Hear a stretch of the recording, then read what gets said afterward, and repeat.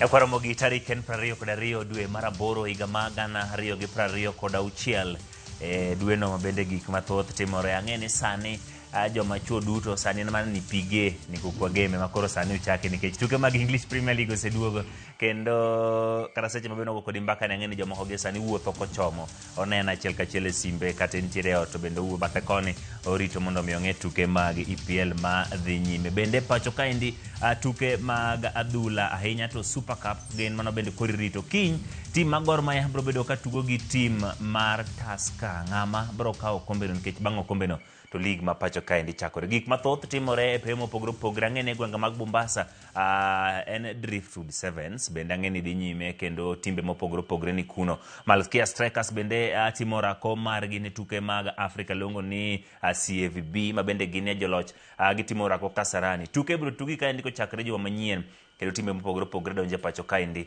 gibodwaro mar mondo mi gichak ginuol lwetgi wacho ni title timbe gina 11 maboro bedo e Kenya kaendi. Bende weche motenore kod ng'iyo ni to clubs ma pacho kaendi ibro tayo machal nadi. FKF ne obago gik miluongo ni training refresher course ne coaches duto ma pacho kaendi kendo gisebedo gi thuolo mar mondo mi tiegruok mane orumo kendo en tiegruok ma igeno ni bro keto rang'iny mar weche mag tuke abede pacho kaendi. Ka odhi kanyo e weche mag tuke adwa na teri nyaka e weche motenore kod Talanta Stadium. Jatend migawo mar tuke Salim Mvurya ne olimo Talanta Stadium kendo pichni bende no kineno kochopo kamolo sabo miye thuolo. Talanta Stadium ni kidienje mogik mag ikruok mare kendo pichni mineno kanyo nyiso kit kaka kar tugo no chal en gima osebed ka igero kendo lum bende ro chal moseti lum mag green. Ang'eni jirito thoth johera mag adhula wacho ni kibede ni Gor Mahia nyalo tugo kanyo gi tim mar Arsenal ok Manchester United. Aseneno uku wacho gigo e mbui mopogore pogore. Kata kamano machiegni ibiro yawe kendo ineno kaka ochal. Jatend migawo Salim Mvurya nobedo gi limbe kuno kendo ging'iyo kaka weche mopogore pogore dhi nyime. Wan gi geno ni ibiro tieke. Wadawinjo ni to nowacho ang'o kutenore kod tukego kar lap tukeno ma Talanta ma bende gedo mare osebedo ka kelo mor ne johera mag adhula. Wawinjane. To see substantial progress in the implementation of our Raila Odinga International Stadium. The pitch is ready. The training grounds, 3 of them, attached to this facility. One is at 50%, the one on this side, the training ground. This visit is also in tandem with our preparation for Africa Cup of Nations.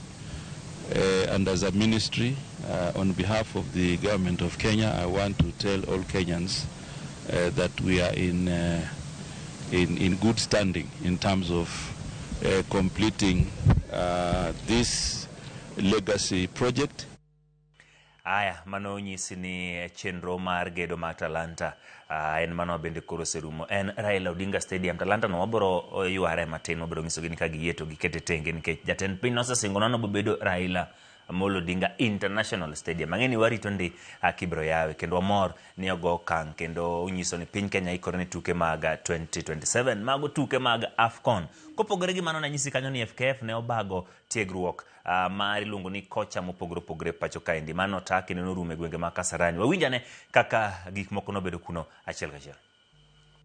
The workshop that we have had has been very, very intense because, you know, it is a regulation from CAF that all the coaches, they have to undergo what we call the license renewal for them to practice, and that's what we have been doing here. So just to make sure at least we validate the diplomas of our coaches before the league takes on.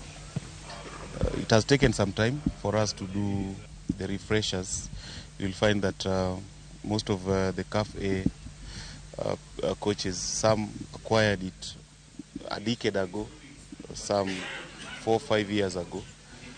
So basically it starts with us. It's coming back into terms with the football moving so fast, with the new trends, and replicating the same now to the players, because we could be, yes, impacting knowledge to the young players, but we could be impacting the same old knowledge. But again, the moment you start getting some refreshers, then it reflects even to the game downwards. Aya, mano kano weche mitiyo kod tiego kocha mopogore opogore. Ineno pichni mag kocha mag timbe manyalo bedo ni ing'eyo mabende nitiere pacho kaendi. Aneno kanyo Matano Simba mwenyewe entiere kanyo. Aneno kanyo bende kocha mar Gor Mahia Konora. Kiani pok umiye nying mar Kenya kaendi, wabiro penjo nying musemiye. Ikruok ne lig ang'isi ni kochakre kiny. Kiny mokwongo en Super Cup, Gor butuo kod Tusker. Aeto koro joma manyien wa goyo lig. Kopogore gi mano bende tim mar Gor Mahia ne otugo kod tim mar Migori Youth. Ne yacho ni tugo mar osiep kata mana curtain raising. Waneno pichni kaka tugo no bedo. Kata kamano Migori oyango ni sani koro giseikore kendo gidong'ie lig, matiende niya biro margi e lig ma pacho kaendi gin gadiera ni gibiro timre nade, gibiro bedo ka gidong' e lig ma pacho kaendi. Mago gin moko kuom gonde mane olo e kinde ma Migori Youth notugo kod Gor Mahia. Tugo norumo gonde 2-2. Luongo nang'o total draw. Kata kamano ne gidhi wacho nang'o penalties, aeto Gor Mahia bedo gi thuolo mar loyo penalties. Kata kamano ne en tugo mane okelo mor ne johera mag adhula ma pacho ka. Migori Youth bende ang'eyo ni noyudo thuolo mar temo korgi kod joloch mokadho e lig ka koro giyango pimo teko tukego. Wawinjane kaka bende kocha mar Migori ne oyango kotenore kod ikruok margi to kod gima gidwaro timo. Mazoezi pia mapema kidogo. Nafikiri ukiangalia tumetrain karibu sasa tunaenda wiki ya 4. So nafikiri ligi kianza tutakuwa tumaliza wiki 6 na mazoezi itakuwa sawa kabisa. Sisi kitu tunatafuta peke yake kwa hii ligi kianza, tunatafuta peke yake ile tunaweza pata kwa vijana kuna confidence, na kama tunaweza kuona points nzuri zile za dakika ya mwisho ati kwanza kupambana, hiyo ndio tutaki peke yake. But lakini najua pressure itakuwa kama tutakuwa tunashinda magame zetu.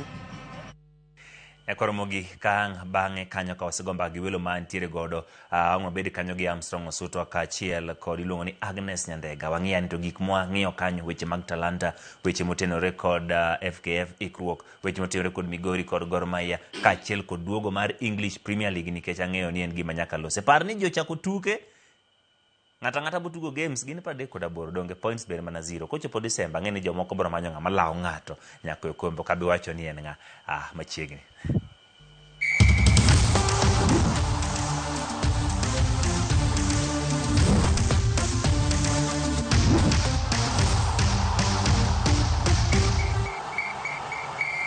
Nyakwa ino mogi pitoki yangu ni mago mosetimore jumani mabendi nyalo bedo ni omako wenge wa wadonjo kore kidieny mar mondo mi wa gomba ka kaendi wantiere kod welo mabende wendo studio kaendi kendo dono gomba ka kutenore kod tugo ma thothi iluongo ni checkers kata jomoko luonga ni draft. Ni wadhi tugo draft, wadhi tuge kanye. Draft nitiere tuge ang'eni e gweng' ma intiere kanyo osebed kituge, kendo moko kuom tuge mar kelo mor, moko tuge mar kaka yo mar yuto, ato jomoko bende tuge kaka lony matin ni gin professionals e tugo tuke mag checkers kata draft. E studio kaendi antiere kod anyisi ni jotugo mosebedo kating'o bendera ma piny Kenya, ok mana e pacho kaendi to kod e pinje maoko. Gisewuotho kuonde mopogore opogore kendo gisekelo loch ne piny Kenya mor kod ber mathoth. Antiere kaendi kod welo ariyo boyo gi thuolo mar mondo mi giyangre no. Adwa ni nyiswa ni wuok kanye gwenge mag Luo Nyanza. Nairobi kaendi entiere gwenge mage. Atabro penjo gi penjo mopogore opogore weche mag tuke mag checkers, kendo kwa tieko nyaka ngiso nto weche mag adhula to gin nindo side man. Ero kamano abo chako kodi machiegni mos nyikwara moga jwang'. Ero kamano kuom yudo thuolo mar donje e paw tuke. Ero kamano ahinya Emmanuel, amoso nyikwa ni Ramogi duto te. An nyinge luongo ni Bernardo Wino a Imbo Nyamonye, gweng'o iluongo ni Mago. Imbo yudre Bondo constituency, Usigu sub county. Kamano. Yes, kora ni jakom mar Kenya Checkers. Kamano. En jakom mata weche mag tugo draft, jomoko luongo ni draft lakini kauno luongo ni checkers. Yes. Ero kamano Bernardo kuom thuolo male ma antiere thuolo mare mondo yangri ne nyikwara moga jwang' nyingi kaka wacho no gima moko minyalo nyisowa. An nyinga Steven Owino.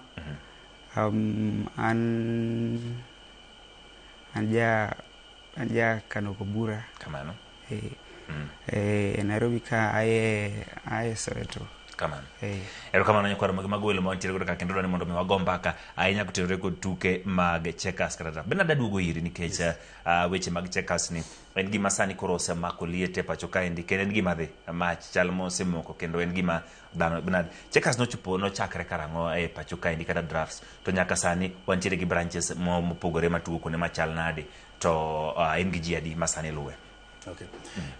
Tugo mar dhok ma ji ong'eyo draft. Aparo chare ra pok onyuolwa Kenya kar ka. Tera ni chon ji ne kawe ka tugo mar wakora kata idlers joma onge mag tim Kamano.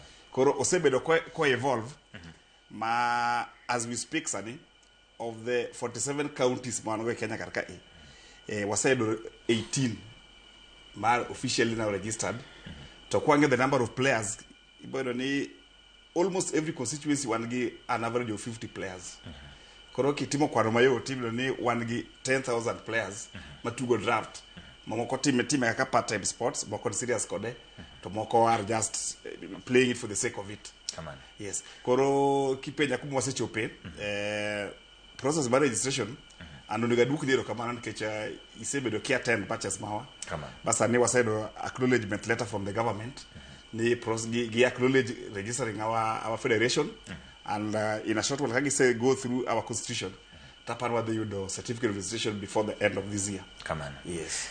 Weche mag checkers ni iwacho ni en gi jotugo kinyalo ng'iyo sani nyalo chopo 1000. Orwake nang'o e kind jotugo nikech kai kwacho ni jomoko ne kawe ni watuge tuga mar fan wadhiro lakini koro sani osebedo achiel kuom tuke makoro yange pacho kaendi kendo tugo ma inyalo tugi makelo piem makelo lony makelo yuto. Orwake machal nani? Orwake maber and especially gi the young generation manyalo access the sports through sim nitie apps mantie sim ma the young generation nyalo access kai because of involvement mar technology ido kata joma chon mane otamre tugo mar draft ni ana ka sani gibe gichako embrace initially ne giparo me tugo mar joma not serious with life but se kineno attendance kata joma tuge gi jo people mar gira serious with life koro sai orwake maber sani kama kabiro iri adwa ni ngiswa ni chako tugo ma checkers karon nikech adwa ni wagomba kani mi wasigara nikech in ng'at mosewuok oko ka kendo tugo ne piny Kenya kendo tugo ne checkers club ma pacho ka ok mana kaendi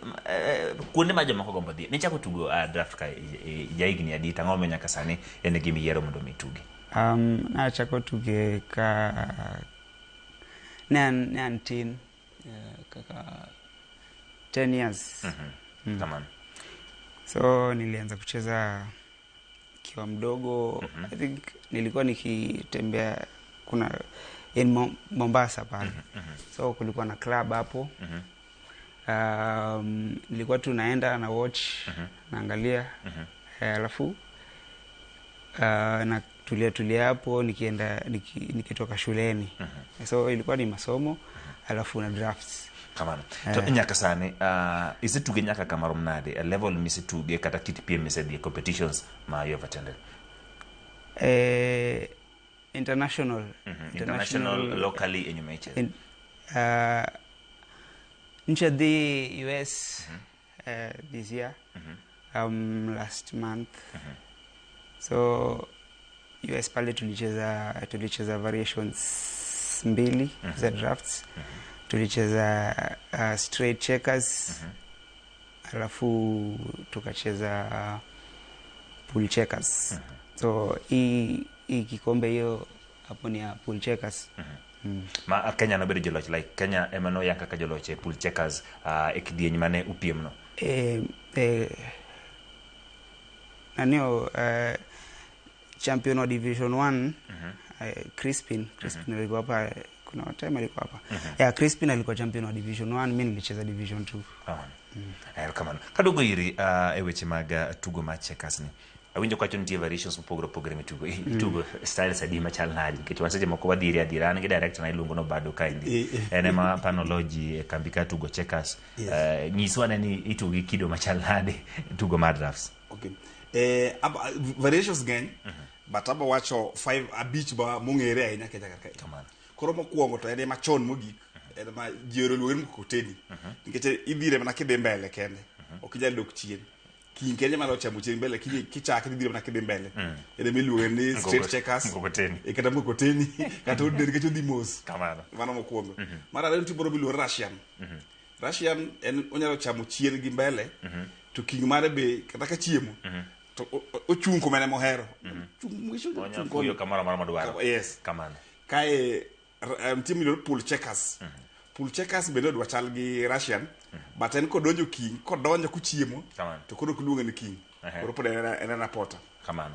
nitie moro Brazilian gi pool be related but Brazilian kumi ariyo kata achiel to nyaka cham mang'eny cha kai wantie bede gi Chinese to kore the opposite Chinese ngamo chama gi borumo imolocho yes mano anyambedo ni katugo to koro kadhir kora mimo ni chamo ni rumo koro obeo ko yot budi chiuma gi macham te o take seriously hapa ni mano tanyalo yero tugo chama gi buti kutie ko cha ene molocho mateni imiyo ngato bait mondo cham make you o cham make very fast hapa ni mana nyalo lo director mara obado ni kecho ni tugo ni hapa ni dipuonjwa bang koro common variations kama Kenya kaindi gin variations mag majiero tugo ma bende sani orwake ahinya nyala wacho ni ema ji tugo kae mostly three ema major ones mar straight checkers no kai team no casino poko bedo international ahinya because casino and bedo played within Kenya kende kamana kai kod the pool checkers and Russian checkers mage the common ones yes kamana adugo iri ka ilerano angomyo ni ero mana mondo mi ni tug mana checkers kata draft kopogore gi tuke mamoko gin ber mage mi yudo stimi tuge kata gin eka kokonyi kaka jatugo nikiwa draft nilianza kucheza nikiwa mdogo so nilipata hiyo passion tangu nikiwa mdogo so once nilipenda hii nikakaa tu hapo kwa drafts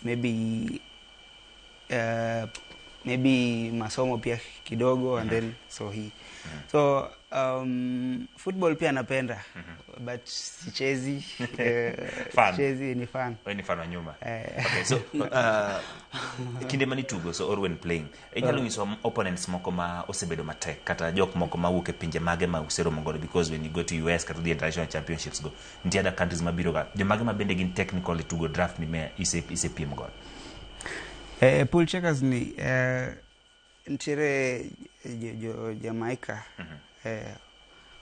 Jamaica ndo tuseme walikuwa wana rule hiyo competition hapo pool checkers alafu straight checkers I think straight checkers kuna South Africans alafu kuna Italians alafu US so I think Italy, US na South Africa kama nakadugo iri mondo mi ilerno mana matin Kenya kaindi ji tugo gini gwenge mopogore seche moko ginyalo dwaro ng'eyo ni to ichopo nadi kuonde ma tukegi kaka un jotelo mag checkers seche mudhi e counties ma bende sani gina par kod abora ng'eni koro dongi moro counties kaka ng'enyanya to apar kod gin 47 modong kanyo gin matin mondo mi oriwre wachopa giduto gin pek mag manyalo bede chopo ne ji counties to gin ang'o gini munyalo yaro mondo mi joma seche moko tie counties ma pok gichope obed gi thuolo mar mondo mi giyudu kendo giriwre kod kamano gima duong' sana ma chandowa you embrace drafts i counties but pokwa reach i grassroots level kwa chako gi jomo chako tuga ta tender age Steve is lucky here neno chako tuga 10 years but kidhi mashinani piny kucha to the 10 years okoyine kitadhi kuma gituge draft koyudi kimulo draft mano kiboko gimito mano kiboko koro chala imaduong kabisa ma we need to pursue nika kawa nyalo donjo i youth program mara checkers through schools get like now ntie games ma big mbele mag East Africa teno ka chess and draft get very close kada scrabble be dikete yes scrabble be kanyo koro chess gi scrabble are there lakini draft pokoto nani pogirwa koro ni if we do that to pongo kata the 29 counties prodongi be much easy number 2 kadwa kaka wasaendea kidhi i western counties parts mag from Kakamega, Vihiga, Kisumu, Mabei here magote are already covered all the actually up to Kericho be wantiegi bases between draft parts mapokwa cover ber gin parts mag north eastern economy pod wantie pay to mostly wabedo hina gi lack of funds which we self sponsor ourselves pokwedo funds maber ka asebiro e piem mopogore mag checkers ni kora pane mahiga mar ariyo kendo aneno ka jotugo seche moko wuok Mombasa osebedo gi thuolo mar bedo luongo champions mawuok machane wantie gi jo Uganda gi jo Tanzania gin moko kuom piem mage ma ubago ga e Kenya kaindi kata kalenda uchal nadi mazima ngara nyatni wacha luwe jogi dipoka chieng' makama abiro kech seche moko jatugo moro nenowa mong'e tuge kabisa nikech sani kedhi kor gweng' iwenjo ni ng'ane ne moloji go draft lakini koro ngeni nyaka kanye makore no chope lakini aneno ka tuke yuero ji mang'eny machopo kalenda uchal nadi mang'at masimo kane kamoro nyocha ni mondo bi adhi ane dipo kan badonjo nikech kitugo tuke ma jo Kenya unyalo yudo yiero mobi mubed Nairobi ma ji bi moke pinje maoko mowir jaloch mawuok kama dhi tuge pinje maoko kendo chak duogo kaka joloch nyiso ni en gima nitiere kod tiende kendo nyalo biro Kenya yuto kalenda uchal nadi sama wati production tigi moko wacho ni ngamo beto ka idi my reigning champion mar Mombasa Open kamano koro calendar mar events December wabedo Nairobi Open kamano August wabedo gi Mombasa Open ma all players converge in Mombasa December timore last week last week yes any the champion and apart from the champion Mombasa but Kenya wan gi 58 million people also and number 2 in Kenya then apparently in the world one gi 1 point something billion and number 2 who we see so despite his age yes the can do about the calendar koromano one gi Nairobi Open Mombasa Open then April wabedo Kisumu Open this year was unfortunate we lacked some funds but kwa timu Kisumu Open but that is the calendar of events kai February wabedo gi Nairobi Open 1 but wabedo mar casino these are the ones wabedo mar street checkers yes kamano gini osebedo ka yo jotugo mathoth nikech aparo ni mokwongo kane wabagoro mane obagi e piem mare dongruok mare chalo nadi ineno ka entiere gi future machalo nadi e kinde mabiro nikech kadier kwa ng'iyo wuoth mosebedo higni nyaka koro sani kwan no medore dongruok mare chalo nadi ose grow by leaps and bounds in terms of one clubs mosebedre nikech aparo ka in 20 the first time ani lim when I was around 2024 machane one get around 17 active clubs in Nairobi but sani one get 42 Mombasa Open but that year we only had 22 players this time we have 66 players meaning the people are getting more and more interest then busy already was said request mar Zambians Tanzanians and Ugandans get to attend Kenya Open koro progress mar bedo gi hera o bedo gombo mar tudo ige mar checkers medre nyakor mag pod wadona gomba ke weche motenore kod tuke mag checkers nikech karan kor gweng wan gadier ni kadhi to nitie ng'ato miluongo no kinda kiani pod no kinda kosen ng'awa mathago ji gi weche mag draft en moyo ko ji atenga duwa e kor gweng Jose Merata bro confirm na kikidhi mbor pod wadona gomba ka mathoth mondo yang ni tugo ni en mantiere kendo wadwa ni mondo koro wayud kaka inyalo siro donje skunde aito clubs ko bende mondo mundikru mondo mabed gi federation maduong' ma bende bro bedo ka siro weche mag tuke mag checkers to dongore olandore konde duto mapacho kendi kikidhi mabor waduogo tok yo matin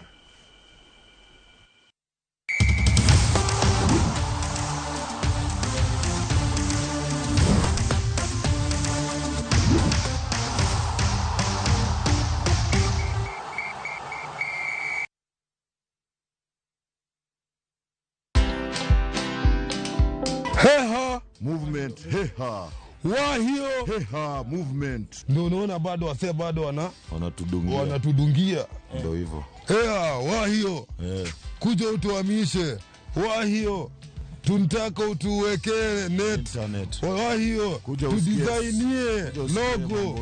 Wahio. Watch this story and more. Download the Citizen Digital app or visit www.citizendigital.com and find the Citizen Originals portal. Kenya's #1 app, Citizen Digital.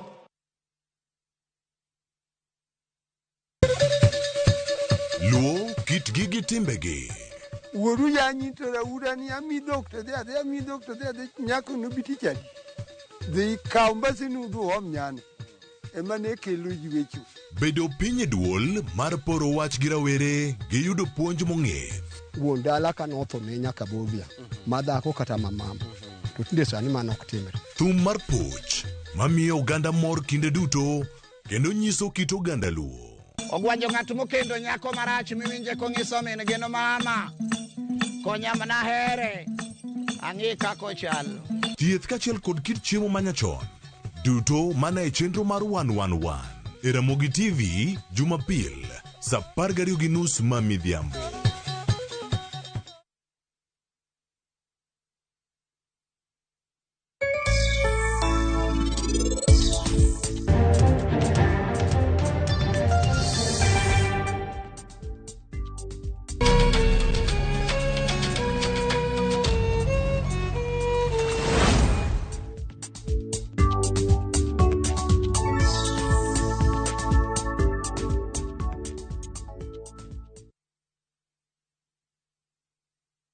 Riuru rech go e besen, idhi pogie banda kucho.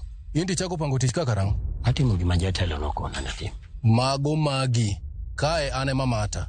Clinton, watch graduation yok mi stress. Hawi, omiya stress. Wiya chwak. Na omiya bire pita, monda kuya matin. Woge oda. Dele, I don't know. Onge gima wacho kodi osingo. Okoro pogo pesa? Dong ing'eyo 50-50. Mana kaka pile.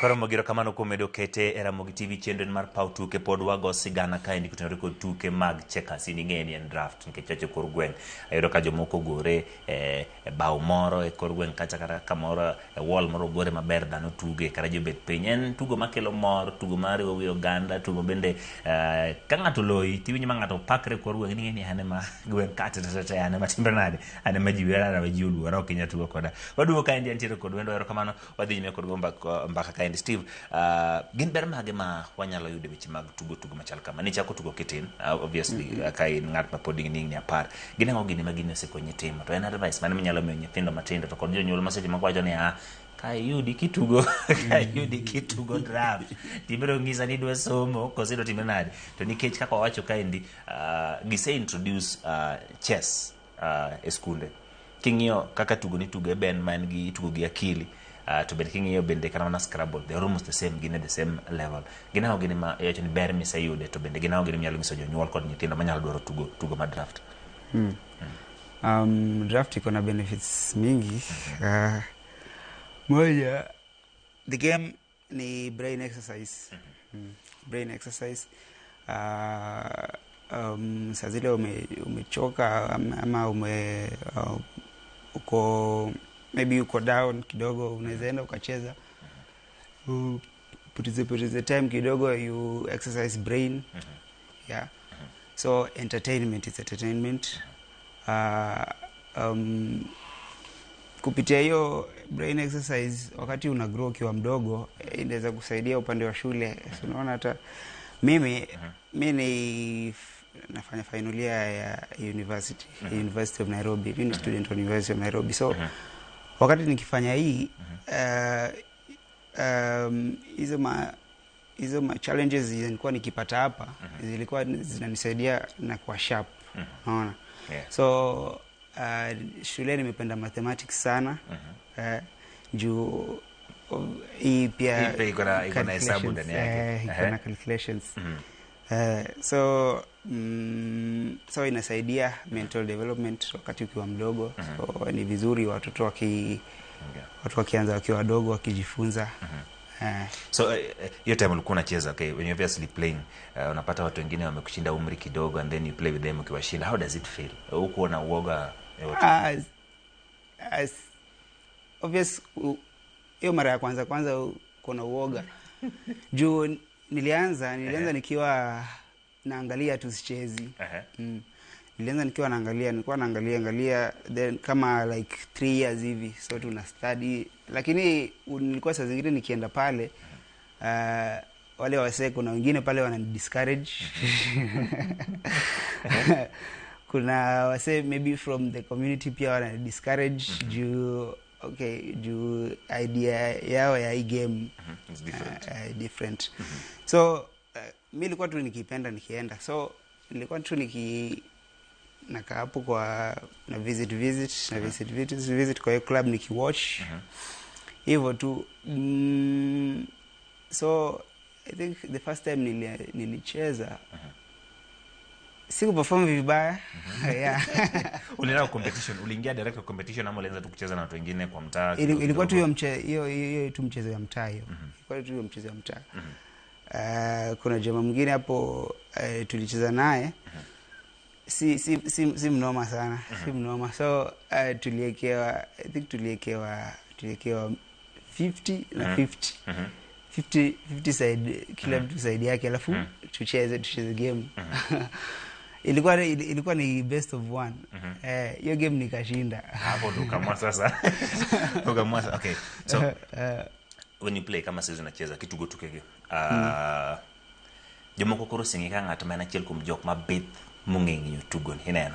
So ukicheza na watu wengine jok mabende koro dwaro mondo ong'e tugoni giluor koso giluor koso seche mapod itugo ini kaka tugo serious kose mi ng'ato to en ng'ama donje pap nyaka itugi to sharpen knowledge koso seche moko iwacho ni ma ng'at ma aloyo koro atugne mayot yani adhire mayot mondo at least imiye psych itugo nang'o? Ina depend na venye umejua game. Sahi nikianza kucheza I think nacheza serious kwanza. Unashtua mtu kwanza. Kama ni mtu umjui, unacheza serious kwanza. Kama ni game serious, ile si maybe si kama relax ile so kama ni game serious naweza cheza tu serious kwanza and then nione venye yako anacheza then maybe naweza vary after from there. Yeah, so ukiwa shule like when in school bado uko campus si ndio and there are those who see you ukicheza hii game and they know your level yenye umefika. Do they come wafundishe kucheza hii game ama what happens? No, shule nikiwa campus pale no sijakuwa approached kwa campus. But sasa ukienda kucheza championship na wengine do they fear ama wako tu sawa weka game tucheze? Yeah, wanapenda tucheze. Yeah, they like.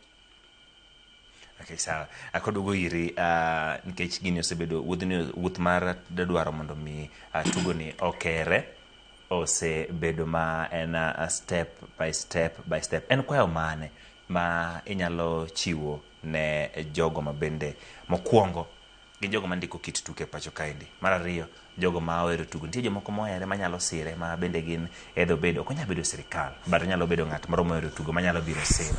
Nikech jomoko wacho ni gikwongo ng'iyo gimoro to gini kadhi adonje masiro en ang'o ma seche moko nyalo biro wuoke kata ber mane manyalo biro bedi. In ng'at mosebedo achiel kuom jogo mosemako tugo ni osesire seche moko tiyo gi mondo wameku wuon mar neno jotugo gi ka gibiro watimo kama wadiero wating'o ng'ato watero US kaka ng'eni mane udhi US mane watugo mane oluwo achiel kachiel ka goji tugo to en bende tugo ok en gima yot. En kwayo mane nyalo chune jok magin johera mag tugo ji ang'eny nitiere mane na to gin johera lakini gibeta to be wanyalo donjo. En kwayo mane main number one kwayo maduong' wan as a federation and financial support. Get it like now bunch of the World Championship last in June US. They want to get slot mar almost 6 players. But we only took two because of lack of finances. Mabe tuge no ademana at the mercy of the World Federation. In terms of tickets and accommodation. Otherwise we were going not to be represented at all. Koromoko number one and financial support in terms of individuals, corporate bodies. The government I'll still follow up. All our documents to Ministry of Sports, Atlanta House. And give through our strategic plan and the constitution once it will be registered. Then thirdly to the parents, I'll really acquire sana genual ni we encourage the thewa. Because onge sports badala de mbele ka onge the youth. That is why ntiga tugomoro afkeka pod nilu anajua. Ajurumo because onge continuity. Ne kana na itwege wazepo wazo notho turumo. Koro drafts bende wadoro ni parents gi embrace the sport mondo gi encourage nyithindgi mondo embrace the sport. Seche ma jogi tugo nikech en gima en pipe kendo osechopo kama koro inyuole koro bedo motegno madhi bedo gi gik machal kamae. Ka jogi tugo to ka gima umako wacho ni koro maji no dhi US to ne omiu thuolo ma ji auchiel lakini tero ji ariyo lakini ji ariyo modhigo dhi bedo jok ma bende kore ma bethie mogik ma bende bedo loch miyo mijingo marom nade kabisa bia biji kabisa because kata mana wazungu de penj ni to nwawega ni Kenya kanyo goji kende menti to kala tipo bende Kenya kuno jiringe mat donje nade. Yes they again we are good in brain games but again it is only goji man I give it was bahati but when Steve went there to oboko gi serious because goji na number 1 to Steve number 2 ikuro I believe na what dia uchiel pod 1 to 6 dobe mana Kenya ke joma no dongi gini same level gi Steve. Kamano. Same level. Ng'ato nyalo dwaro ng'eyo ni koro ka koro gima kama timore iyudo unade ka yot mar yudo mondo mi either gidwa ndikre kodu kata gidwa manyo kama untiere iyudo mayot machal nade nikech ma to koro gima osemako mach kendo ka ntiere chenro nikech wacho ni ka ntiere chenro mar dwe makama kendo giwa ministry sani koro ng'iyo mana constitution mondo mi yanga jomoko nyalo wacho ni bas ma koro gima koro nyalo donje chenro jeki wacho ji ni gini ber donje gini ber wadonje kidhi Facebook ing'iyo Kenya Draft Association wan gi fan page marwa kamano koro kanyo nyalo yudo mayot then WhatsApp group wantie kodo man koro mana unless ka wabedo konata as officials ma utingo jo Kenya te to wan nyaka gi WhatsApp group by mar Africa, the whole of Africa. Kamano. Koro the easiest way and through Facebook, Kenya Driver Association fans page. Kamano. Man the easiest way. Kamano dugo iri mondo miyo wach ni mogik. Advice ni mogik ne joma dwa tugo ni nyithindo ma ng'at ma seche moko neni sani to dwaro mondo mi chaki inyalo miyo gi advice mane gidwaro mane ma inyalo bedo godo e weche mag siro tugo ne. Advice yangu game ni poa kama I think chess inachezwa sana kuliko hii, ndio? But I think with what my experience ya kucheza hii game mimi naweza sema hii ni fun kuliko chess. Mimi naweza sema hii ni fun kuliko chess. So ni game tu poa, so unaona mimi nimeenda US kidogo hivi. So ni game poa tu ya kucheza, ni game poa ya kugrow nayo ikiwa mdogo. Encourage wazazi wasisitize watoto wao pia wajaribu kuna success hapa pia. Bas, akoro dugo nikech dwani mondo tekno kidieny dwani mondo inuono nikech ng'ato nyacho ni iwacho nitiere Kisumu Open, nitiere Mombasa, International Water, ng'ato nyalo dwaro mondo entry point ne obi obedi nyingiswa ni kansi mo Kisumu Open wajaga bage kama Nairobi ka watugo kama chal kama mondo mi ng'at madwaro luwo machiegni nyalo biro chopo mondo mi chopi kingiso wach ni mogike weche mag tuke mag checkers. Okay. Sawa, ero kamano. Koro mokwongo every Sunday wabedo gi games ki Mago mini tournaments, games kamara. Each and every Sunday. Kamano. Wabedo kod mini tournaments is a way to social hall. One in Bakasi East constituency. Kamano. Ber kaka wacho ni August wabedo gi Mombasa Open, Mitisupu Hall, Changamwe. Yes, in Changamwe. Then April Kisumu Open watimoga Ofafa Social Hall Kisumu. Then again February wabedo gi Casino. Moja tema Botara Social Hall in Nairobi. Kamano. Yes. Kumana kuwe about calendar of events. Kamano. To area moro mapoda gombo sana mondo I emphasize on. Kamano. En kwayo mara ni kacha gona gima koro winjwa. Kamano. Ni nyithiwa manyalo bedi sports. My sport ma onge retirement age. Onge issue ni in physical disability. Gara pay. Yes, nataka ionge tiende ni nyalo tuge, ionge kile nyalo tuge. To kubi wati ni alini ko research for 40 years in ko retire. No. In a game that makes both the young and the old. Game ni the young people must be dogote. Okapar kan tie maonge campus. Steve, tie Zombie, tie Telo. One give almost 20 of them. More pass through it. To be taken steady. Up to campus level. Mateni help in brain development and decision making skills. Koro en kwa na maduong sana ni wa embrace kaka jonyuol magonagi tumar drafts. An gigeno ni kabed ne ka thulono chopo nikech skunde seche moko wacho ni to sirikal bende opodhe. An gigeno ni step achiel modong' sirikal dhi podho mondo koro watere ne skunde mondo mi bebed achiel kuom tuke ma bende tugo kanyo.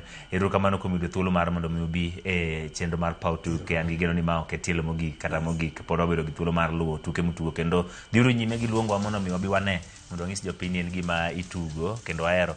Bang' maendi akwayo director mar Obado mondo mi obi watugi nikech Obado adwa na mi but achiel ariyo adek pok ing'isa nawe kwano director gin adi 4 5 onyisa ni ok anyal nyakoro mo kik ni mabor wakawo yuoyo ka waduogo wantiere kandi kod Agnes Nyarega kaachiel kod Armstrong Osuta odwa nyisi ni to chal nadi weche mag tuke mamoko mituge pacho kaendi. Agnes bo nyisa ni to Gor Mahia kawo kombe koso kawo, to Armstrong biro nyisa ni to osechak league ma pacho ka Arsenal dhi gi okombe koso ngae, to director nanyisa ni tim kubwa tugo ang'eni pok giloyo pod en 0-0 kik ni mabor oduogo tok yuoyo matin.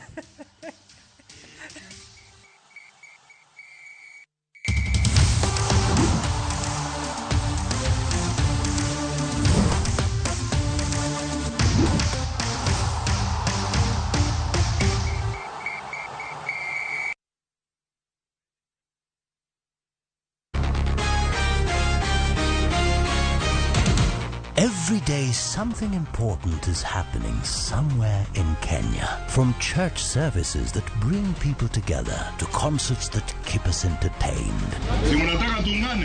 From leaders addressing the nation to political rallies across the country. Ni maendeleo ndio itabadilisha maisha yenu. Fika kwa Pope akuombe upunguze uongo. Tunaingia settlers na matendo. Parliament and Senate debating the issues that shape our future. What's the point of order? The biggest moments all streaming live on Viusasa. Be there wherever the story unfolds. Wewe nani? Hii utaionea Viusasa. And that is not negotiable. Download Viusasa today and start watching for free.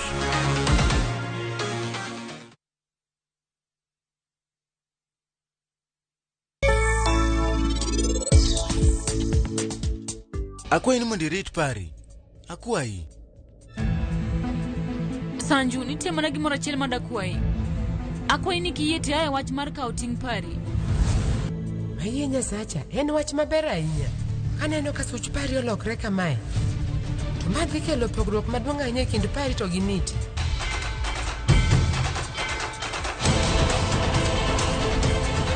Niti, ere kaka inyalo yie mondo Rakesho mak lwet pari kamano? Nyalo bet ni yero pari. Linti! Ukilipa na Airtel Money, unapata 50% transaction fee as cash in your cashback wallet. Sini mina kushow.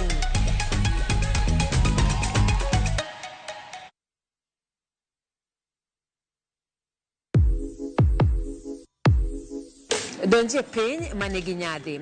Kama gimoro amora nyiso sigana mar kit nyadhi momedore.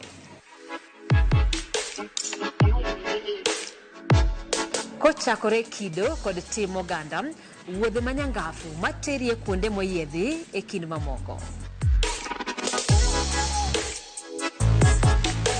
Tudri koda Ansimtos Okinda kateri e wuoth moyiedhi no nikech ngima idago dichiel.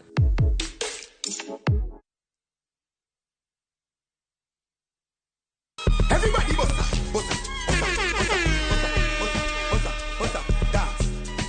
Wakelo ni nyasi e ot kama intiere.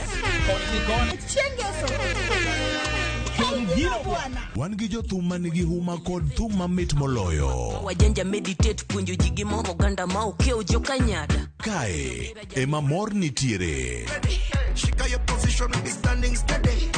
Giko juma ka juma, mana e Ramogi TV, Lind Ramogi kod DJ Kolo, tayo ni chenro maliet mar thum Dagmor.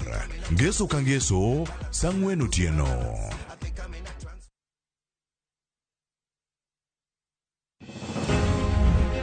E kar chakruok, wach ne nitie. Wach loso mbaka. To mbaka igero godo piny. Mokwongo dongruok maduong' en pesa nyok dhi e counties. Wach bende nyaka kol. Manon iye matut. Nitie josiasa masegwenyrago on principle.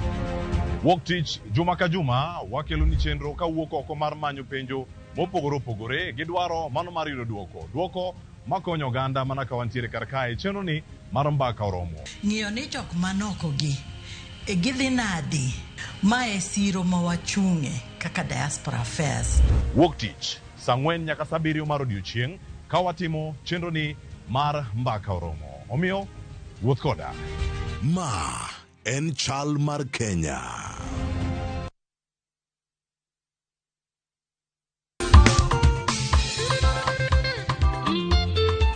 Juma ka juma wayudo jip. Ngima lokore. Chunje yudo geno. Ler rieny motegno, pako idho ngas mamalo, kendo twak dhi matut. Tudri kodwa. An Roda Nyarko Kitmo, Ken the DJ, kod an Ben Otiende. Kawatayi e yor yie, lamo, pako, kod lokruok mar chuny. Okinyal dong kaka ne in. Nyaka ruoth chikni ite, mi iyud lokruok e ngimani. Bi kaka in. Biya. Mungu wetu ni wa amani. Injili kalo. Mungu wetu ni wa amani.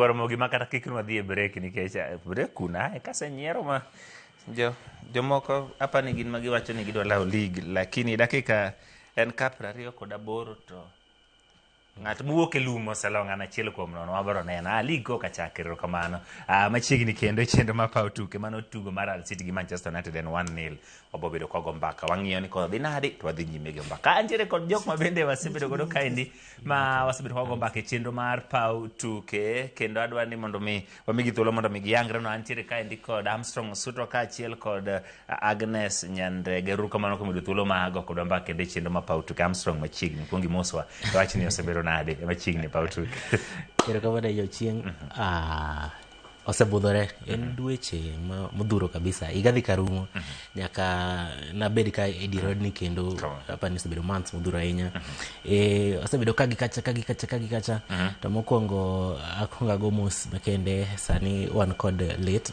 nera ma Mheshimiwa Jethro Jamhuri odolit ki josingo duto mosura ahinya kuom mwito Min Davis mar ariyo en onego beni wayango gik matimore nikech tugo mineno aka miluongo ni draft ni yani wajomo donge kor gweng' ng'ato nyanindo donge town jomo donge kor gweng' magi tuke ma gidhi center skunde godhiambo kama iyudo ka ji tugo gi to samoro ne en tugo mana mara iluongo ni ketho sa kata kosa mondo mi piny oyus no iyudo ka seche gi ji goye ng'ato goye osekonyo boot ya super gin towns kamano tineno ka koro en kod berne bende en tugo machalo kaka ineno design mituge kata board mineni kete cha dala ko jotugo gi peke koro board mikete no chal en ket gimoro tugo miluongo ni chess an nyaka nende poka kaw gani tugo ni tuk jok moko ma miwene maber en ga tugo joma beth kabisa ko ket gi chess to chess ngama iluongo ni grandmaster ngama sani lead piny mangima iluongo ni Carlsen Magnus en ngama jo science wacho ni gimiluongo ni IQ ano rapim mar rieko mar dhano rapim mar obwongo miluongo ni IQ gi dho kisungu mare ni malo kabisa koro miyo tugo machal kama en tuk joma riek kabisa miyo ka paro nitie mar rwake system ochak gi skunde kata obed gi clubs kaka football kama en paro maber kabisa mar adek katieko penja da sebedo kanyo sebedo nade kipenja gik mosebedo kaluwo udhuro sipop nikech ndalogo te tim kubwa noselo league sani koro kuchako nyerwa kendo wasebedo kacha gi Champions League bende World Cup osebedo godo ne joma kia returns to apani wasebedo kodi ojingiga na Argentina nokobedo nwa maber lakini mano nosebedo mago gik mosebedo kamago I warned you mago gik mosebedo kamago no lose kendo asebedo kalumana gik mathoth kabisa malaki ilungo ni Starlets osedhi Afcon mabende nokitimo maber kabisa wasebedo gi tuke mag high schools bende osedhi nyime miyo gik mathoth kabisa masebedo kaluwo ndalo no te masebedo kalalo kasebedo kaling' ahinya miyo amor kendo kuom duogo ka mondo mi awuo gi jokanyanam odiochieng' machielo ageno ni wabo twak malach e weche gi duto kamano atukoro amos Agnes nikech Agnes ni nyiche nakwaro mogi Agnes nicho dhi Tanzania nodhi Rwanda mong'iyo tuke mag Sekafa nane picha to nano komora ahinya kodo nyisa ni to kit tugo mane gor akani mahia men tugo so gor ne tugo no more to league duogo wachako gi kanyo league mapacho ka duogo to bene ga dier ni tim mapako ma olamo kinyi godhiambo ne onjo ni en achiel kuom gik manyaka tim gor ni kanyo be season ni bedo machana ni machiegni Agnes erokamano manu agwero kamano kuom luonga bodho kawuono amande agomos kuom ne bende luongi nikech ang'eni ne intiere kiche wane jumbi kiche kaka marwa chakore kawuono kiny marwa chakore kiny officially koro en jomani kata kiyanya kata timo ang'o tawini aweya nikech en ndalo weruok gi lemo to ni an Rwanda kendo Rwanda nanyisi ka mano wabede kodi gi Willis Odemba tanyisi ni nyithindo ka World Cup nyithi Spain ka dhi kawo kombe ni kwera no kidha ka kabisa na gent ni wan wetugo ni wagot wadiso ni ni German machine mane Argentina Odemba ne France Tanyiso ni jodalawa. Nyithindo ka onge ng'amo ng'egi. Kamano. Gin nyithindo ma ng'ato pok oneno kama goche. Mpich gi be ji pok ong'egi, ok gin stars, lakini gigocho asatim. Ni Messi gi nino ringo nyaka Bwadero. Mosa inya jadala. Koro ka duogo Rwanda nwadhi. Kamano. Kendo nanyisi ka ni objective number 1 magor dhigo ni dhi chope final. Wan kora nwalo win kona nokwa kao kombe. To objective manotero wa Rwanda nwa mek e final. Team ber. Kendo damor mar nyiso jogor ma yani team ber. To kendo team masani coach anigo.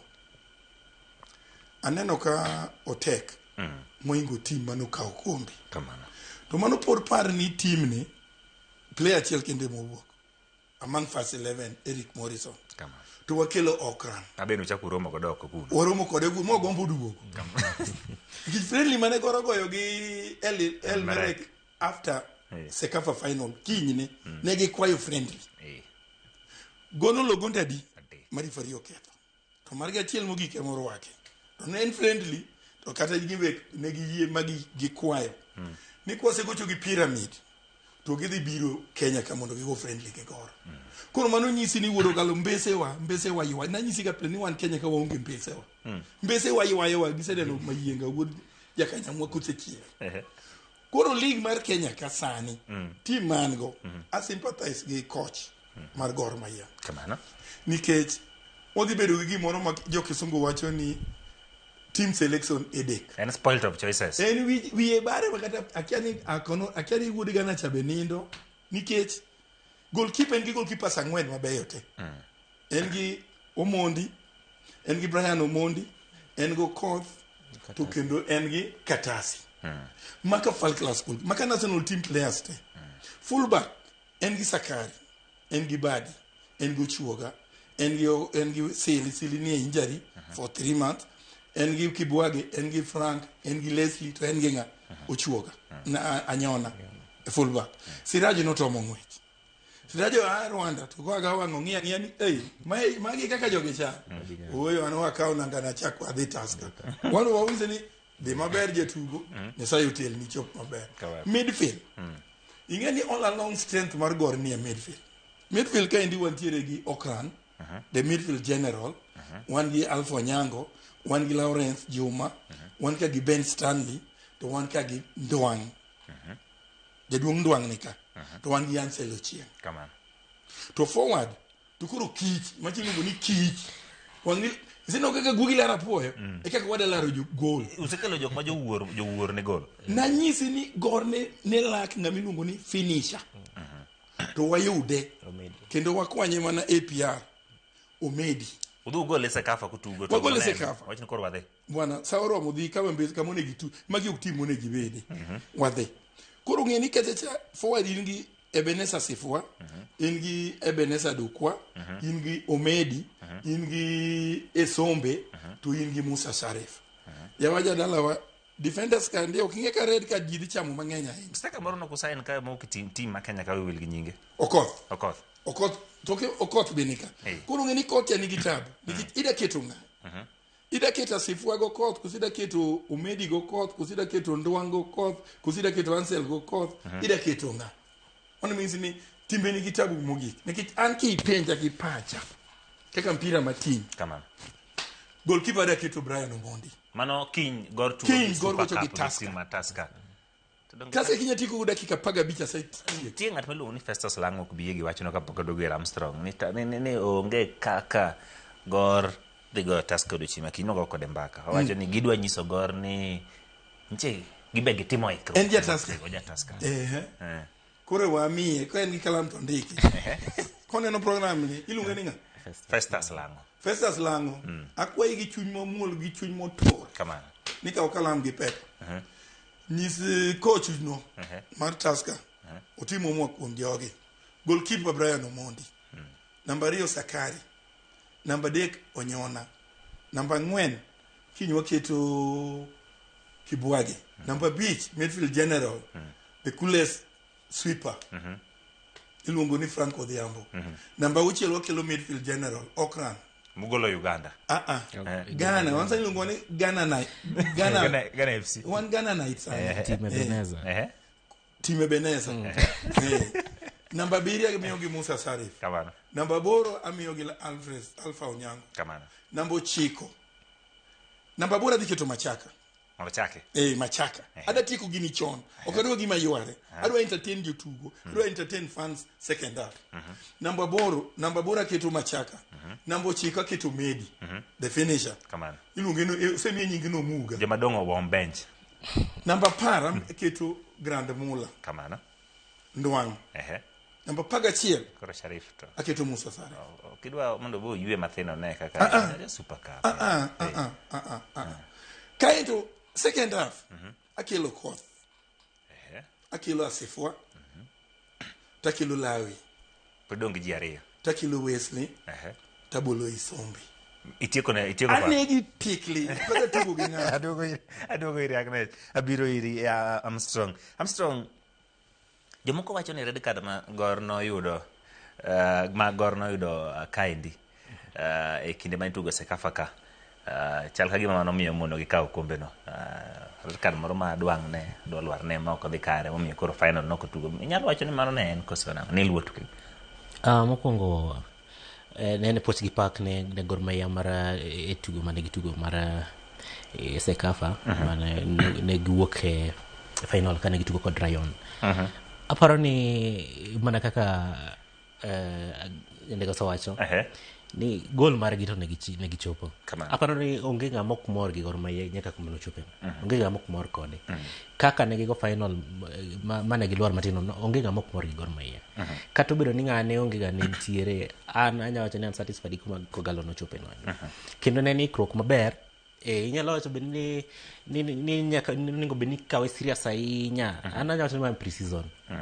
Nikech ningo beni jomoko no ywak ahinya ka koro TV koro lando ni koro wadhi gine gi pyramids. Preliminaries go pyramid. Mar Egypt.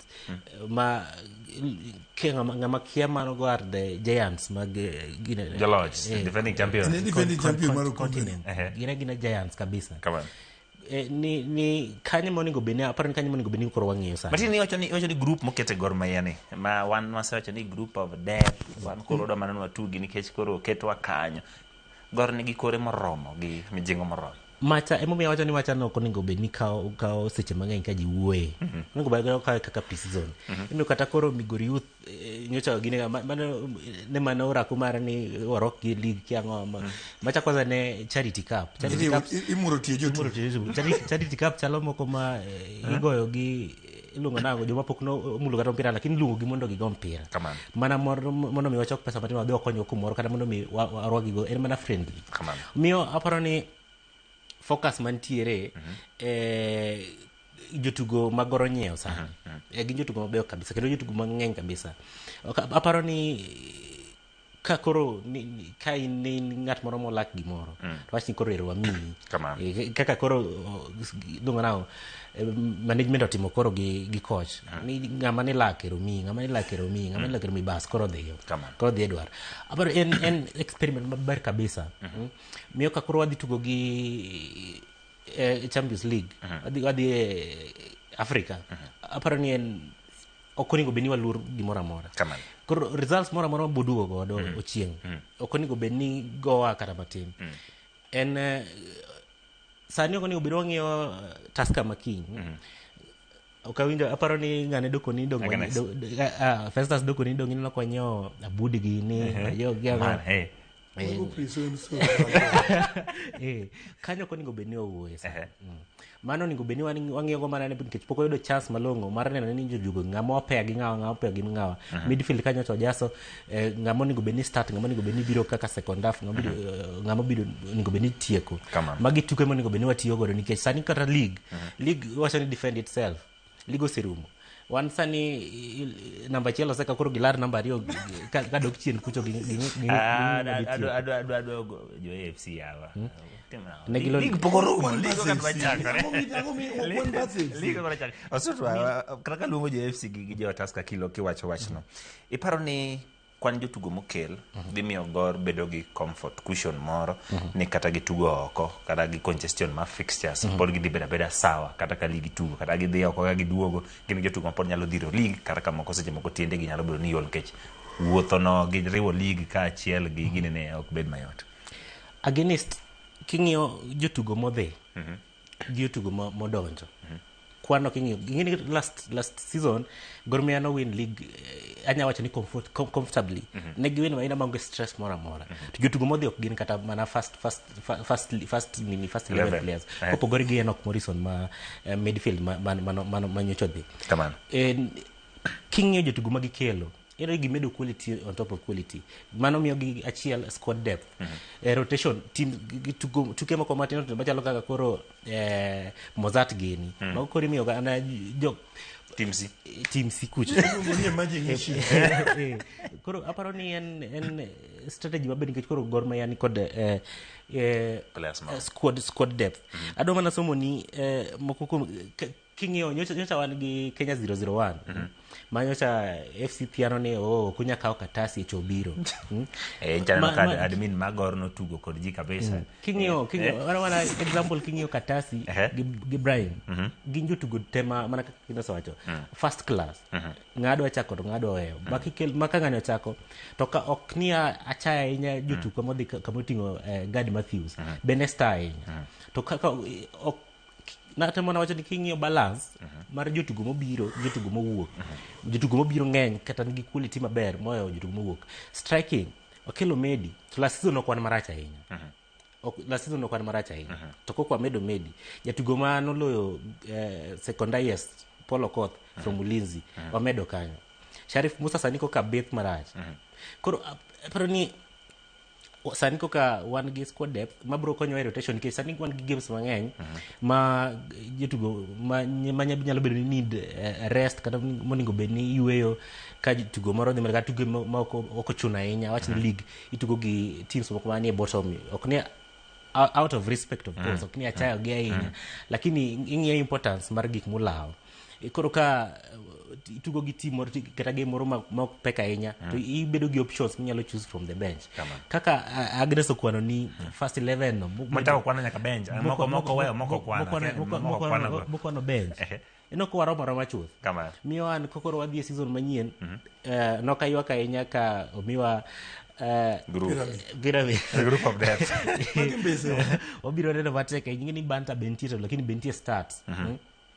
ochalo gima ok ni waracha ahinya lakini nitie be starts Banta Bentie kata do bith kamano lakini koro nyaka go kamano lakini king'iyo Pyramids en defending champions nyiso ni season ok dibedo mayot kabisa ok odhi kawe na chela kaka wacho ni chela riyo dibedo matek kara mano ikruok chantie spirit no nyaka bedi ni wambo wadhi gore ok wadhi anono odhi Agnes season mokalo okele PS Bomet kocho fuongo okier donge nokier gonde mathoth kata kaka igobul ne te kocho chako pango moro chieng' bid kono pan no fuongo mathin ochako kier sani ni shwani kata koch ko fuongo to koro jotuge moko tugo kata sani kama koro gike sani anyisi ni inyisa ne goalkeeper kacha sani onke gimo gine form te en mana ni coach ka onanga to keto pin to koni ki feel gadier ki feel ni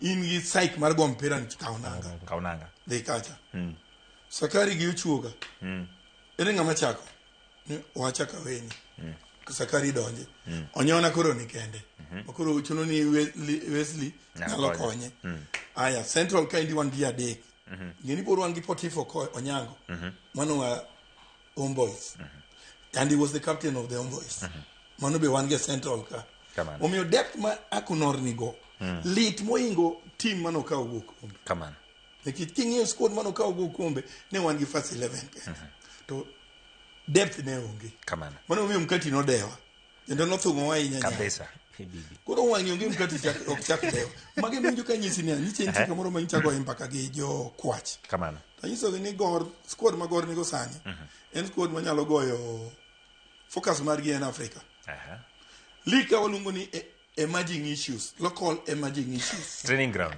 Mane league, to gibeti kaka. Mago Mossad, mago local emerging issues. Mantiere team mabiro andol, ilungo gine wakolema. Biro andol mano. To squad madhiro mugi Pyramid. Anyisi ka indi ni tuang suit. Pyramid waloyo nyayo. Dungo tiel maro. Kamano. Dung pap maro. to angoma to fans dong mago Pyramid wacha ineno kane gini obiro ka 2021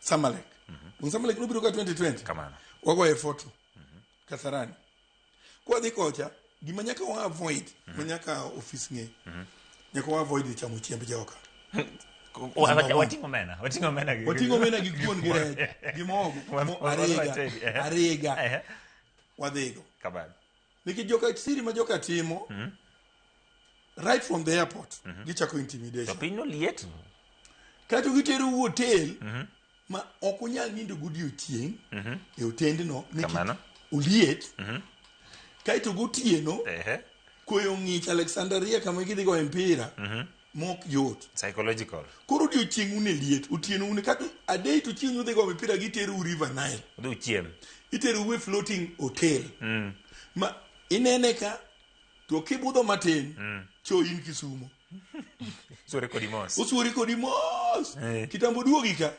yieng' ka puga to gik magimiyo ji gin sugary things koro tim magor nigo sani an anyalo wacho ni nitie ai chances ni ginyalo go yan biten kamano kendo pok abedo gi confidence marongi mana bedo go it tim ne anyalo pime gi tim mar 87 kamano nikech sani anyalo mention ni players gi squad gi reserve bench ni easily and comfortable kamano koro it is ana sympathize gi akonor ni to oda pango ng'ato oda wenga gima nyako bed gi nyithindo gi gik moko adek manyako uwach kod gi mokwongo number 1 kik bed the sentiment moro kik bede on team selection ni koko kawato chunya jor why team selection Agnes adoni ilose motegno okay jomoko bende nyalo bedo ni Agnes ibete bat pap ting'iyo ni Armstrong chatemo nego ketna koch to se yiero jomoko bedo ni okete kokgi e lwetgi name team selection gino otim nango nikech gino bende nyalo ketho team manigi jotugo mabeyo to nikech Agnes dwaro ni Armstrong ema nyaka ang' tugi namba 9 to seche moko Armstrong kaka wacho kanyo oket law piny Armstrong wacho ni to no kanindo maber okanyago okanyal chako kamano an thingo ni ndivyo kanyachako kata kaka winje pirani denda ok ni sawa jotugo winjo ga dendgi jotugo anyisi ga niya ineno kaka mpira makiny kamano mpira makiny technical bench gi players themselves oseng'eye ka giloye kata ok giloye mpira makiny gigo gi Tusker it depends with the preparation we made to go from Saturday what team pep talk mani bedo go kodgi on Monday ki drew the training module for the week. Ang'o mowach by nyoro team nosebedo koseng'eyo ni kinywaloyo kata okwalo depending with the preparation nitie nyithindo gi nanyisiga pile ni jatugo chalo nyathi jatugo en ng'ami oyo en ng'ami dembo en ng'ami pako. How do you pako jatugo? Ensure ni all anything maluwore issue manyalo luwe kaka salary kaka allowance kaka training allowance ichulo te mar ariyo jatugo ni hotel mitere modhi oninde makinyo odhi ai kodhi gocho environment machal nade en kar disco matanga kose en kama opamo kale kose en kama isolated ma concentration mare en kinde gi pap maka in e room ne to review previous matches mane gigoyo how did I perform to bende video analyst bo bet kod specific players pin mo inseni ma ditero ka ne uneno ka ngacha ne kacha koro move ni gini odhi kacha titere pap titimo kod practical kai to office nyiso coach ni coach nin gi injury mane na onge injury allowance claim nitie ni onge to nitie ngama claim ni opoko chule ni onge to jotugo sak ni kin gimiyo kombe mar ariyo for the season ni kin gimiyo kombe mar ariyo it is very important ni nyaka wakao kombe makin mondo mi jonna papagare jodongwa ka ting'eyo mondo gibie pap ting'wa gibie pap nyaka gibie pap ting'wa gi ji jodongwa nyaka bede pap ting'wa gi ji kamano koro team magor nigo sani en team aparo ni ligo se rumo se defend itself to kendo ka tipe gi okotang to ginyalo go yan biten akiane adhi kuchocho adhi team moro ma gidwar no loan season idhi go unyandiko na release letter beret mi dhi go unyandiko na release letter to pani wanyalo import wanyalo extend ang'wen abich mane go Rwanda cha inyalo kele kai itaneno ka timbe kaka Tusker FC Police Nairobi United KCB Savana, KCB, Bandari. Aneno ka nitiere gimoro wuondogi ni gin mbas Gor Mahia. Kama. To katong ging'e mirima ma wan go molo ni ng'ama kiny warado go kinyni. Ing'e ni ng'ani nomielnwa Kingoru Stadium last season. Kendo notimo psychological torture moting kero bolo konjero ai to diolo 1-0 ai to e gima nokelo ywaruok Festus Lango Festus Lango ni onge ringo kiny onge pondo en pap mayom maonge lum manigi turtur ka opira kiny kiso grass ref bende nosebedo trained mopogore gi wacho ni nenego bed 1-1 ref osebedo trained kendo training manyicha neno kaka AFF timo mane gitimo ne coaches wagi kamano gicha dhi kelo kido maber kod relationship maber e kind coaches chana ka gibet kamoro achiel gibedo kamoro achiel gi gomba ka giwuoyo gi compare notes makoro gap mantie cha gi gole mar giduoke tension mantie kind gicha aneno kod woke to league and golden boot to dhi larre kind Paul Okoth kod Omedi mago jo Gor Mahia midfield en kind Okran Alpha to ginga gi Ndwang Jackson defense nitie kind Kibwage Franco Odhiambo to gi Abudo Mar gimany kuma gidhi goalkeeper to odhi dong' e gor ka en kind Brian gi Katas koro i depend nikech coach wacho ni en omiyo ng'amo ikore momiyo lineup koro nyaka ibikri kisani gima koro kete gor kacha ni competition nitie onge ni wan kode an player no se sign agor goro loyo wadhi goro koloyo jotugo mano goche moketho nyaki bed ni every in a month nyaki gochi deriyo mane chik masani ni agor in a month jatugo ka jatugo nyaka gochi deriyo at least deriyo mondo gin players pradek nyaki gochi deriyo ekadi maber Armstrong season mokadho nobedo gi ywak e weche mag jokudh firimbi coaches ne nigi ng'ur mopogore opogore coaches yudo ka coach gimoro timore lakini ok onyal wacho kanyo dhi obede toke kacha to manyo Agnes to wacho ne mbui to manyo ng'ato to wacho ne aneno ka notim training mokwongo mar jokudh firimbi mano coach mag referees ae to bende FKF ochako timo tiegruok ne kocha mopogore opogore kendo kocha duto manie league mamalo nyoluong nyoro gi jo NSL training gap norumo nyoro kendo FKF ochako wacho kanyo wan gi clip ka giwacho ni kochakre dwe mar 9 gibiro extend gini nyaka timbe mapiny ka madhi konyo league season ni koso bedo chal nade aparo ni gimoro moro mitimo kopogore gi training ni ma basic manitimo kapok idonje e gimitimo sechego nyaka ibed gi gimoro ni refresher medruok moro nyaka bedie kata paro ni moro nyaka bedie iluongo ni reminder refresher courses mago nyaka bedie miyo aparo ni en gima ber nikech ka wang'iyo mokwongo jokudh firimbi Kenya ka ema jokudh firimbi noywak mokalo kendo jok ma iluongo ni jofwambo e mbui nogoko kabisa nikech thoth jokudh firimbi gi kata kobedo ni ginya bedo gi riwruok gimoro to samoro gionge kod duol moro maginya wacho maginya ago issues maggi king'io last season nitiere ywak mang'eny kabisa nitie kia moko chul ang'o gidhi kia dweche dima ok ochul gi kia ang'o to mokwongo ma kelo gimiluongo ni match fixing nikech match fixing nyaka bed mana kind jatugo kod iluongo nang'o samoro bende en kind referee kit referee cha ema ka ok en awachni kano koyudo msara maber kata winjruok maber onge to ng'ato temo nyiso wach moro iluongo ni temo communicate some issues to nitie gik monyalo allow gi gik moko nyalo allow emomiyo ywak nitiere mokalo ahinya to games madongo dongo kemoting'o Gor Mahia FC Leopards time madongo dongo maka ong'eny ahinya tuke Gor Mahia nikech maka results ok odhi maber tichak siem ni kacha doko go maber kacha doko kudh maber kacha doko ngata ko referee kacha referee ne wan kodi Kasarani ka watugo gi no Bidco ka Gor Mahia tugo gi Bidco ma samoro ka kodhi maber koro osechak siem in kia ok iwuog ka waneno kumiluwo aparo ni magi gik ma ka otim iluongo ni meetings kata refreshers gi kotim to kelo mokwongo omiyo referee cha bedo gi ikruok maber kodhi game ng'eno onego tim kama onego beno handle pressure machalo kama nikech football ok en gima ochung' en gima o evolve pile ka pile kendo pressure build pile ka pile season ka season pressure medore ahinya nya to waraka sawacho tuke ma otingo fast mang'eny kaka Shabana Ging ibro siemi ka nyowuoyo nyaka handle